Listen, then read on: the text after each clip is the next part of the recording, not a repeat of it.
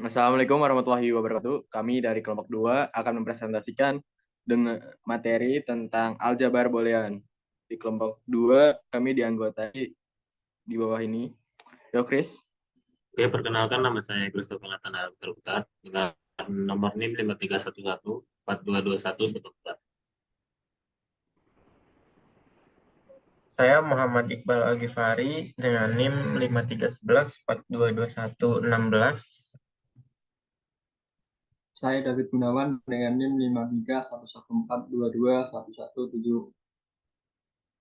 Saya Sanapa Nima Tondang dengan NIM 5311422118. Saya dengan Adian Rahmat dengan NIM 531142219. Oke, materi yang pertama akan dibaca dengan Christopher. Oke, materi yang pertama itu bentuk kanonik.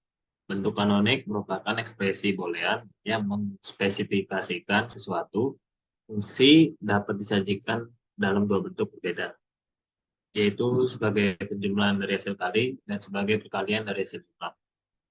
Sebagai contoh itu ada fungsi x, y, z sama dengan x aksen y aksen z ditambah x, y aksen z aksen ditambah x, y, z. Dan g x, y, z itu sama dengan x plus y plus z dikali x plus y, z dikali x plus y aksen plus z dikali x plus y aksen plus z aksen dikali x aksen tambah y tambah z aksen dikali y aksen tambah x aksen ditambah y aksen ditambah z. Terus selanjutnya itu bentuk kanonik. Ekspresi boolean yang dinyatakan sebagai bentuk kanonik adalah ekspresi boolean yang memiliki satu atau lebih penjumlahan minterm atau memiliki satu atau lebih perkalian maxterm.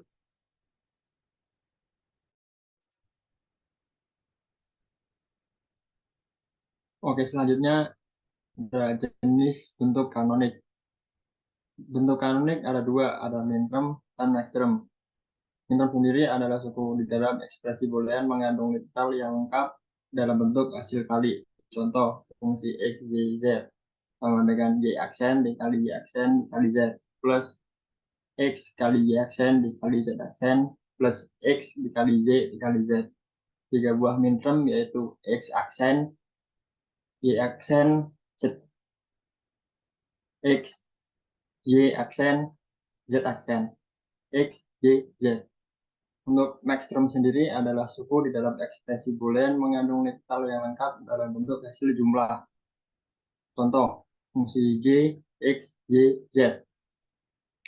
X ditambah y ditambah z dikali x ditambah y aksen ditambah z dikali x ditambah y aksen ditambah z aksen dikali x aksen ditambah y ditambah z aksen dikali x aksen ditambah y aksen ditambah z. 5 buah maxterm yaitu x ditambah y ditambah y ditambah z, x ditambah y aksen ditambah z, x ditambah y aksen ditambah z aksen, x aksen ditambah y ditambah z aksen, dan x aksen ditambah y aksen ditambah z. Macam-macam bentuk kanonik. Bentuk kanonik ada dua, sum of product SOP atau product of sum POS. Untuk sum of product, penjumlahan dari hasil kali. Contoh SOP, fungsi x, y, z sama dengan x aksen dikali y aksen dikali z ditambah x dikali y aksen ditambah z aksen ditambah x kali y kali z. Product of sum, perkalian hasil jumlah, perkalian dari hasil jumlah.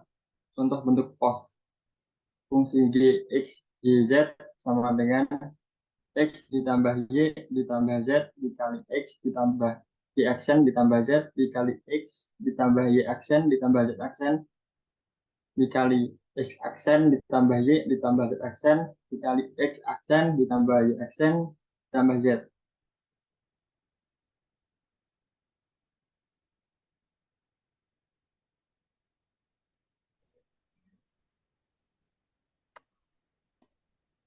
Untuk materi selanjutnya dibacakan oleh Mas Isan Afandi. Oke, baik. Membentuk minterm dan maxterm dari tabel kebenaran. Contoh dari tabel untuk X sama dengan 0, Y sama dengan 0, Z sama dengan 0, suku mintermnya X aksen, Y aksen, Z aksen. Untuk lambang mintermnya M0. Suku maxtermnya X tambah Y tambah Z. Untuk lambang maxtermnya M0. Untuk X sama dengan 0, Y sama dengan 0, Z sama dengan 1. Suku mintermnya X aksen, Y aksen, Z. Untuk lambang mintermnya M1. Suku maxtermnya X tambah Y tambah Z aksen. Lambang maxtermnya M1. Untuk X sama dengan 0, Y sama dengan 1, Z sama dengan 0, X aksen, Y, Z aksen. Lambangnya M2. Suku maxtermnya X tambah Y aksen tambah Z aksen. Lambang maxtermnya M3. Untuk X sama dengan 1, Y sama dengan 0, Z sama dengan 0. Suku minterm suku X, Y aksen, Z aksen. Lambangnya M4. Suku maxtermnya X aksen tambah Y tambah Z. Lambangnya M4. Untuk X sama dengan 1, Y sama dengan 0, Z sama dengan 1. Suku mintermnya X, Y aksen, Z. Lambangnya M5.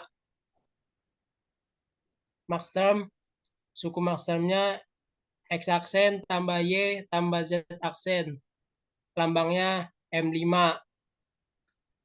Untuk X sama dengan 1, Y sama dengan 1, Z sama dengan 0. Suku mintermnya X, Y aksen. Lambangnya M6. X aksen tambah Y aksen tambah Z. Suku maxtermnya.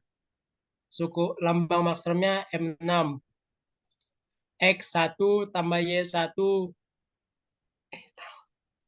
X sama dengan 1, Y sama dengan 1, Z sama dengan 1. Suku mintermnya X, Y, Z. Lambang mintermnya M7. Untuk suku maxtermnya X aksen tambah Y aksen tambah Z aksen. Lambang maxtermnya M7.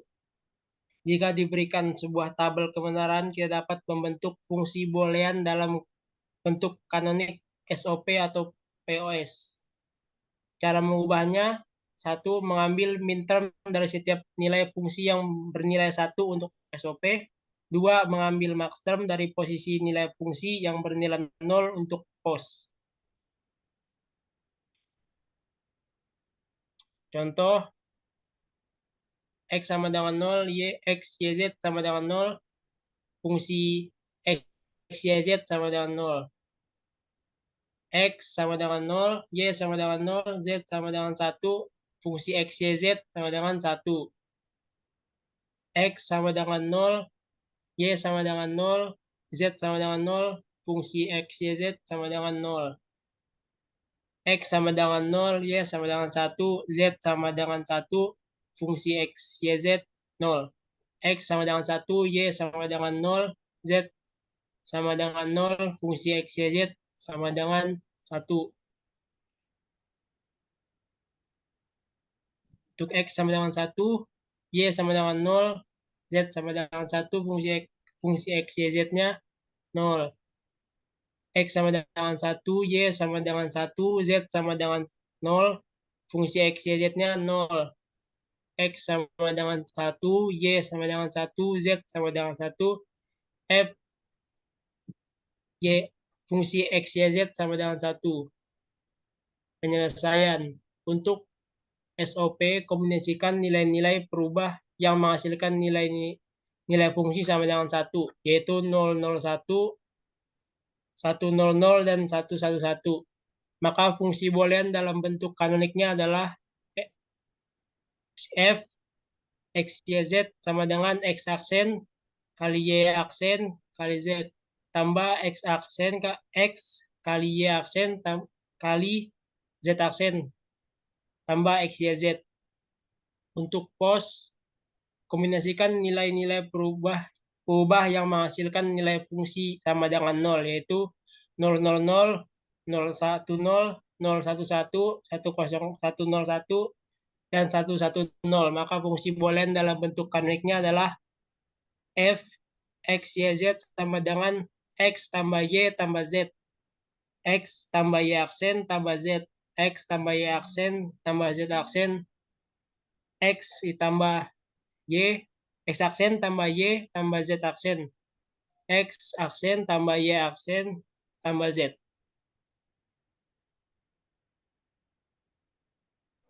Untuk selanjutnya, saya akan membacakan materinya. Contoh, nyatakan fungsi boolean, fungsi x, y, z, sama dengan x plus y aksen z. Dalam bentuk kanonik SOP dan POS, untuk SOP, lengkapi terlebih dahulu literal untuk setiap suku agar jumlahnya sama. X sama dengan X, buka kurung, Y plus Y aksen, tutup kurung. Sama dengan XY plus XY aksen. Sama dengan XY, buka kurung, Z plus Z aksen, tutup kurung, plus XY aksen, buka kurung, Z plus Z aksen. Sama dengan XYZ plus XYZ aksen, plus XY aksen, plus XY aksen, Z aksen. Dan Y aksen kali Z sama dengan Y aksen kali Z, buka kurung, X plus X aksen sama dengan X Y aksen Z plus X aksen kali Y aksen kali Z. Jadi fungsi X, Y, Z sama dengan X plus Y aksen kali Z untuk SOP.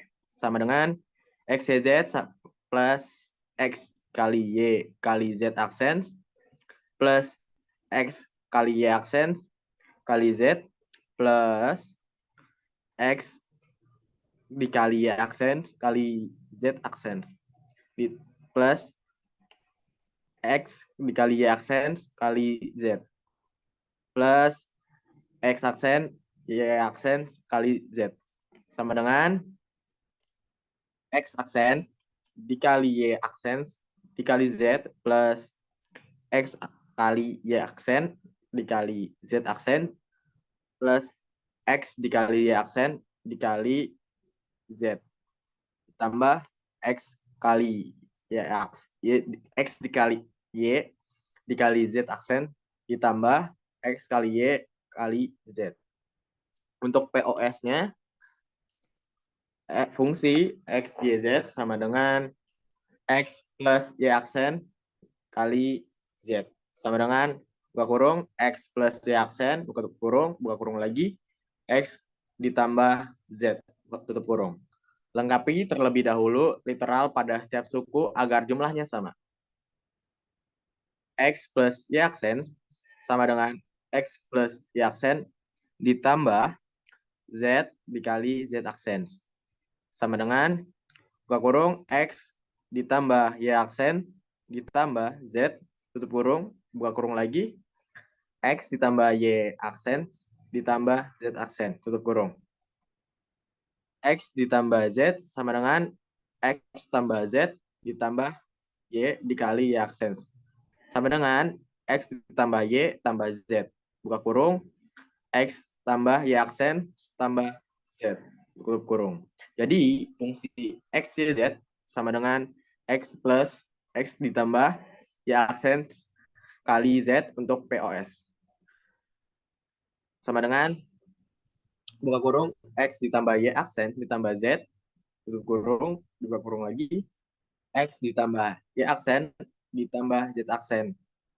Tutup kurung lagi, X ditambah Y ditambah Z, tutup kurung, buka kurung, X ditambah Y aksen ditambah Z, tutup kurung. Sama dengan, buka kurung, X ditambah Y tambah Z, tutup kurung, buka kurung lagi, X ditambah Y aksen ditambah Z, tutup kurung, buka kurung lagi, X tambah Y aksen ditambah Z aksen, tutup kurung. Peta Carnot atau KMAP dalam metode grafis untuk menyederhanakan fungsi Boolean. Metode ini ditemukan oleh Maurice Carnot pada tahun 1953.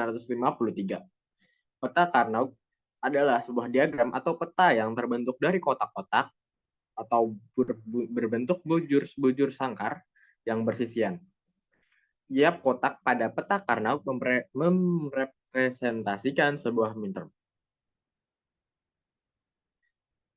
Oke, selanjutnya akan dibacakan oleh Mas Iqbal. Baik. Untuk peta Carnot sendiri terdapat berbagai penyajian. Misal di sini untuk peta Carnot dengan 2 peubah. Untuk penyajian pertama itu kita isi per kotaknya dengan lambang dari minterm. Contohnya yang M0, M1, M2, dan M3. Lalu untuk penyajian kedua, kita isi atau tempatkan nilai si X itu di samping kanan, di samping kiri, dan nilai si Y di atas. Untuk setiap kotak itu nilai X yang misal yang kanan atas itu ada 0, dan untuk si Y itu 0, nilai mintermnya itu X aksen dan Y aksen, dan seterusnya. Dan untuk penyajian ketiga, kita isi setiap kotak bagian luarnya itu dengan nilai si X aksen dan X. Untuk tadi yang X-nya itu sama dengan 1 dan X aksennya itu sama dengan 0. Jadi misalkan untuk contohnya yang kotak bagian kiri atas itu nilai mintermnya itu X aksen dan Y aksen. Lalu untuk peta Carnot dengan 3 peubah juga sedemikian rupa seperti peta Carnot 2 peubah, yaitu bisa dengan lambang dan juga bisa dengan seperti yang penyajian kedua dari peta Carnot dengan 2 peubah. Lalu peta Carnot dengan 4 peubah juga masih sama dengan peta Carnot dengan 3 peubah, yaitu bisa dengan penyajiannya itu bisa dengan bisa dengan lambang dan juga mintermnya. Lalu selanjutnya cara mengisi peta Carnot, yaitu untuk mengisi kotak dari peta Carnot itu setiap kotak menyatakan minterm yang diisi dengan 1, sisanya itu 0. Contohnya untuk fungsi X, Y, Z sama dengan X aksen Y di Z aksen ditambah X, Y, Z aksen ditambah X dikali Y dikali Z. Untuk peta Carnotnya itu untuk bagian kiri atas nilainya 0. Untuk nilai X aksen Y Z aksen itu nilainya 1. Seperti tadi, karena X aksen itu 0, Y itu 1, dan Z aksen itu 1, nilai peta Carnot yang X aksen Y Z aksen itu ada di kanan atas. Lalu si X, Y, Z aksen itu ada di kiri bawah. Lalu yang nilainya 1, lalu ada X, Y, Z yang nilainya masing-masing 1 itu di samping X, Y, Z aksen yang bernilai 1.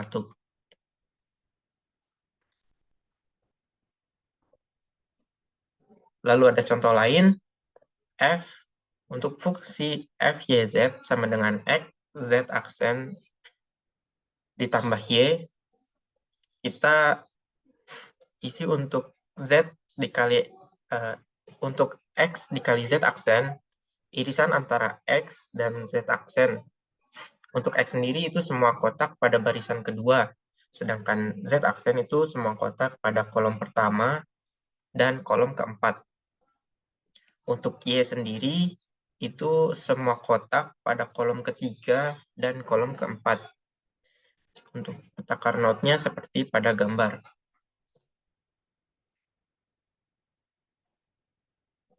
Lalu untuk pengisian peta Carnot dari tabel kebenaran, yaitu misal ada tabel kebenarannya seperti pada di gambar, ada X, Y, dan Z. Untuk fungsi F, untuk fungsi X, Y, Z, itu seperti pada di gambar, tinjau hanya nilai fungsi yang memberikan nilai 1. Maksudnya fungsi X, Y, Z yang bernilai 1. Fungsi boolean yang mempresentasikan tabel kebenaran adalah fungsi X dan Y. Fungsi X, Y sama dengan X aksen kali Y aksen dikali Z ditambah X dikali Y aksen dikali Z aksen ditambah X dikali Y aksen dikali Z ditambah X dikali Y dikali Z. Untuk peta Carnot-nya sendiri seperti pada digambar di bawahnya. Jadi yang bernilai 1 itu yang X, Y, Z, X, Y aksen Z, X, Y aksen Z aksen, dan X aksen, Y aksen, dan Z.